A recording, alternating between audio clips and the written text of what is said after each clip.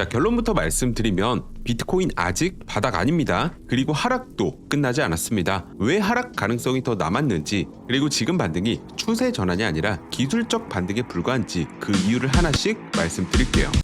자, 먼저 지난 영상 짧게 복기부터 하면 이 107K까지의 반등은 추세 전환이 아니라 유동성을 흡수하기 위한 의도된 반등이고, 수입 이후에 1차는 98K 구간, 2차는 93K 구간까지 단계적으로 내려가는 그림이 나올 것 같다고 말씀을 드렸어요. 자, 그리고 이 93K 구간까지 내려가는 시작점은 삼각수렴 이 하단을 이탈한 이후부터 시작이 될 거고, 또 그렇다고 바로 93K까지 떨어지는 게 아니라 이 중간중간에 지지 구간을 확인하면서 천천히 내려갈 거다라고 했습니다. 자, 결국은 삼각수렴 하단을 이탈했고, 이 후속 관점은 텔레그램 방에서 좀 세세하게 브리핑해 드렸는데요. 자, 먼저 삼각수렴 하단을 이탈한 시점에서 기술적 반등이 나와도 반등폭은 추세선 부근 104K에서 한번 저항받을 가능성이 높다라고 했었고, 이 추세선 하단에서 저항받고 저점을 한 번 더 낮추러 갈 가능성에 대해서 말씀을 드렸습니다. 자, 결과적으로 104K에서 저항을 받고 하락하면서 바로 있었던 이 전저점 구간을 이탈한 모습을 확인할 수 있었죠. 자, 그리고 저점 갱신 이후에 반등이 나올 때도 이 지난 하락과 달리 가파르게 떨어진 것도 아니고 이 아래 꼬리가 거의 없기 때문에 강한 매수세가 들어왔다고 보기는 어렵다. 따라서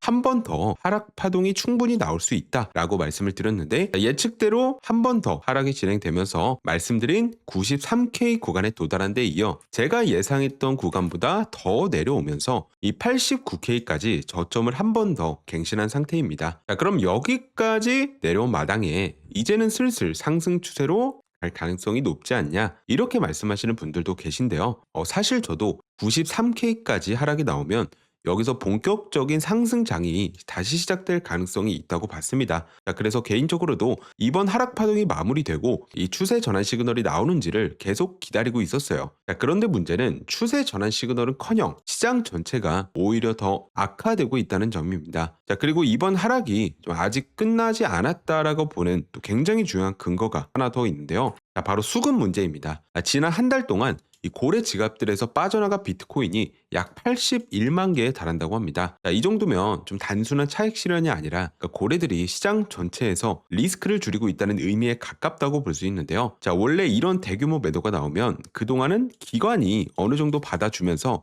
시장 유동성이 크게 흔들리지 않았습니다. 하지만 이번에는 기관들조차 여기서 나오는 물량들을 받아주지 않았고, 이게 지금 비트코인이 계속 밀리고 있는 이유라고 보시면 돼요. 그리고 지금 비트코인 차트를 보면 이 89K까지 좀 저점을 한번 낮춘 뒤에 이 94K 부근까지 좀 반등이 나왔었는데요. 자, 이제 추세 전환인가 라고 보기에는 아직 근거가 조금 부족합니다. 자, 우선 이번 반등이 좀 어디까지 올라왔는지를 먼저 보면, 지난 4월 저점이었던 74K와 고점 127K까지를 기준으로 피보나치를 작도했을 때 황금 비율이라고 하는 0.618 레벨이 94K 구간입니다. 이 최근 나온 이 반등이 딱 이 94K까지 올라갔다가 윗꼬리 한번 찍고 바로 눌리는 모습이 나오고 있죠. 자, 이 말은 큰 파동을 기준으로 보면 89K에서 나온 이 반등은 충분히 되돌림 가능한 정도 수준에서 마무리가 된 거지, 이 구간을 돌파하면서 새로운 상승 파동으로 이어질 만큼의 힘은 전혀 보여주지 못했다는 뜻으로 볼 수 있습니다. 이 94K는 이전에도 지지와 저항이 겹쳐 있었던 구간이기도 해서 여기를 뚫지 못하고 하락했다는 것 자체가 아직은 매도 세력이 우위에 있다는 신호로 보는 게 더 합리적이라고 볼 수 있습니다. 자, 그리고 4시간봉 RSI를 보면 지금 상승 다이버전스가 확인됐기 때문에 이 94K까지의 반등 자체는 설명이 됩니다. 하락 속도가 둔화되면서 단기적으로 한번 올릴 힘이 남아 있었다는 거죠.